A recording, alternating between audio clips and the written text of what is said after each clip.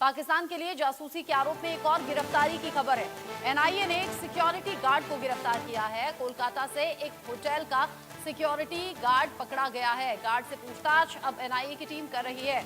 एक और जासूस पकड़ा गया।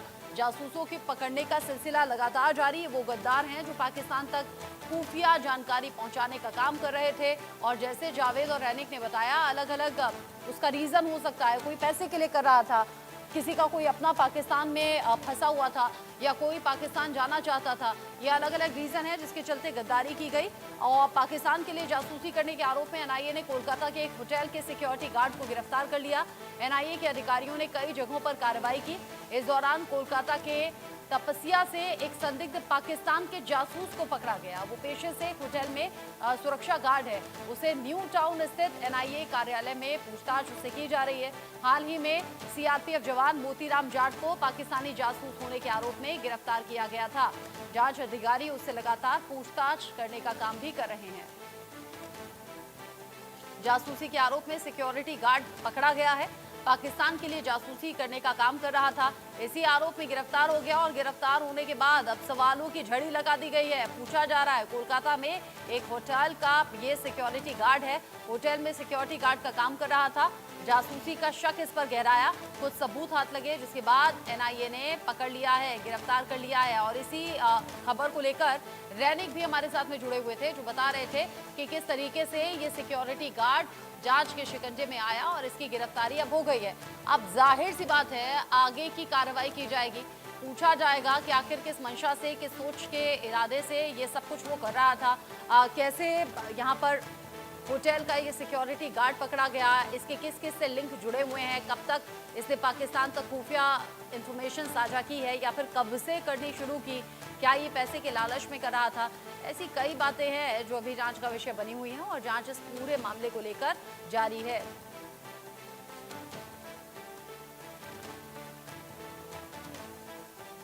रैनिक मेरे साथ में जुड़े हुए हैं इस खबर को लेकर ज्यादा अपडेट के साथ। रैनिक, देश भर में जो देश के गद्दार हैं, जो छिपे हुए जासूस हैं, अब उन्हें ढूंढ ढूंढ कर निकाल रही हैं जांच एजेंसियां।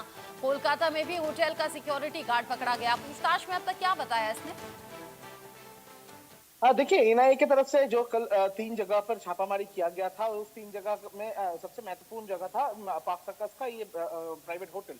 क्योंकि इस प्राइवेट होटल का जो लोकेशन, वो लोकेशन मिला था जो ये पूरा इन्वेस्टिगेशन का सिलसिला में जो पैसे का लेन देन हुआ था, जो मनी ट्रेल मिला था, उस मनी ट्रेल का इन्वेस्टिगेशन करते करते ही एनआईए का हाथ लगा था इस जगह का लोकेशन। इस जगह से मनी ट्रांसफर किया गया था। और इसी सिलसिले पे कल जब प्राइवेट जो होटल में एनआईए की टीम पहुंचे थे, जो मैनेजर है, जो मालिक है, उनको जब पूछताछ किया गया था, उसी दौरान लिंक मिला था कि ये जो सिक्योरिटी गार्ड पहचानते थे कौन इधर आए थे। सिक्योरिटी गार्ड उस टाइम में मौजूद थे और सिक्योरिटी गार्ड को इसी वजह से पूछताछ के लिए एनआईए ऑफिशियल की तरफ से हिरासत में लिया गया था। और अभी भी एनआईए की तरफ से उनको पूछताछ किया जा रहा है कि कौन से सोर्सेस के माध्यम से कौन से व्यक्ति को वो लाए थे, किसके कहने पर ये जो मनी ट्रांसफर करने का बात किया गया था, किसका कहने पर वो मैनेजर को बताया था कि मनी ट्रांसफर करना पड़ेगा।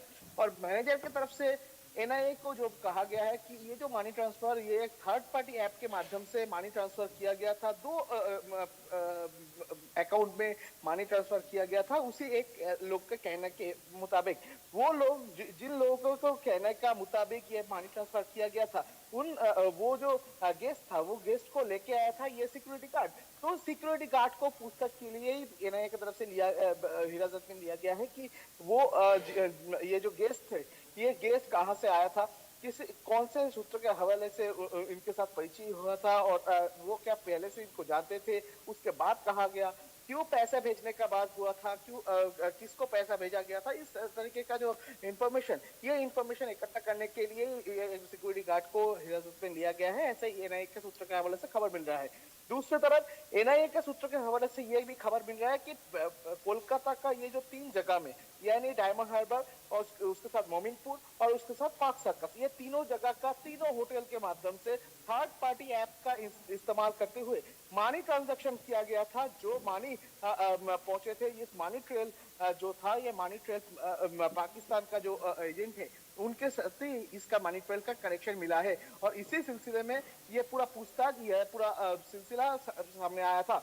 और उसके साथ साथ ही एनआईए के सूत्रों के हवाले से जो खबर है कि ये पूरा इन्वेस्टिगेशन में कुछ दिन पहले ही एनआईए के हाथ में एक एजेंट गिरफ्तार हुआ था। उनको पूछताछ करने के दौरान ही एनआईए के हाथ में कोलकाता का ये तीनों जगह का इंफॉर्मेशन आया था, कोलकाता का लिंक सामने आया था और कोलकाता का लिंक सामने आने के बाद ही एनआईए के ऑफिशियल्स की तरफ से एक सबूत इकट्ठा किया जा रहा था कि कौन से जगह से क्या क्या हुआ था। वो सबूत इकट्ठा करने के टाइम पर ही ये मनी ट्रेल जो है वो ये सामने आया, जिस मनी ट्रेल के माध्यम से दिखाई दे रहा है कि कोलकाता का ये तीनों होटल्स के माध्यम से थर्ड पार्टी ऐप का इस्तेमाल करते हुए मनी ट्रांसफर किया गया था किसी के अकाउंट में। और ये जो मनी ट्रेल हुआ था, इस मनी ट्रेल का दो लोकेशन यानी जो सेंडर है और जो रिसीवर है, ये दोनों का ट्रेस करने का कोशिश ही अभी एनआईए की तरफ से किया जा रहा है। और इस मनी